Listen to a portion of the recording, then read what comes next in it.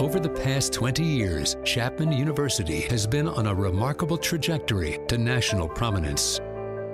With a history dating back to 1861, today Chapman is one of California's oldest and most respected universities. Facing a new frontier in higher education, Chapman moves forward, innovative, entrepreneurial, nimble. From our start as a small-town liberal arts college and a campus just 18 acres in size, Chapman is now a thriving university spanning 80 acres with 8 schools and colleges. We invite you to be part of the promise, the excitement, and the future of Chapman University. So now the Koch brothers have invested in education. That's not because they would like to make sure that all the young children of America grow up to be the great next generation.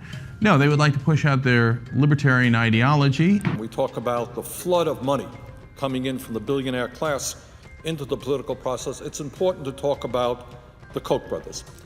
What do they stand for? Who are they? Why are they pouring hundreds of millions of dollars into the political process? I don't like it. Yeah, the Kochs have a history since the 80s of pretty much using their millions and millions and millions of dollars to influence politics, and they do it by funding think tanks. I think it's questionable at the very least. So my first impression was that the Koch brothers were trying to influence Chapman. Like, they're not going to be spending their money at Chapman without wanting something back. Push their agenda and hire some faculty that would change the students' minds. I think it's problematic that immediately following this donation, a couple libertarian professors were attempted to be hired and then successfully hired. Because nobody spends their money without wanting something in return. The way the first article was written made it seem like the Koch brothers go out preying on unsuspecting students, trying to influence them and do this nationwide. And then in Strupa's piece they wrote, it turns out that it was the other way around. I've worked with the Koch Foundation for several years, since when I was at George Mason University. Before coming to Chapman University, I was the Dean of Arts and Sciences at George Mason.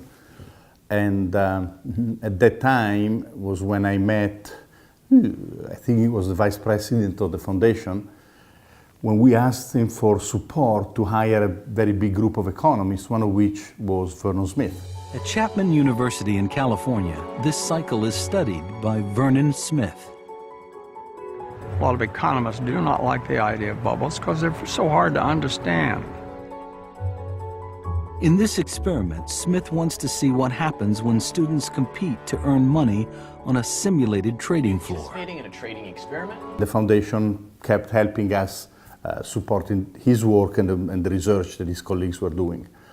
And then when I moved here in 2006, we kept talking, and I occasionally asked for support in some projects, and sometimes they were supporting, sometimes they weren't. So, and then finally, I think it was a couple of years ago, that Vernon Smith came to talk to me, and he said that this project, Humanomics, and they wanted to seek support from a variety of donors, one of which was the Koch Foundation. They're just one of the 3 big donors that help us put together the resources for the Smith Institute. Traditionally, the Koch brothers have only donated a few $1,000s per year, but then this past year they upped the donation to $5 million.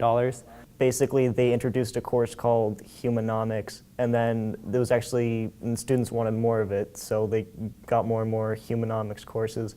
I think Humanomics is the study of the intersection between economics and humanities or something like that. I'm worried about the faculty members having an agenda, and that agenda being one that's very partisan and not objective. The students loved it, so they wanted to.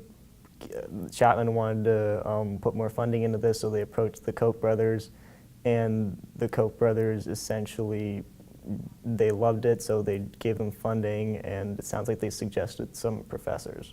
My response is that this really is a misunderstanding of how the process goes.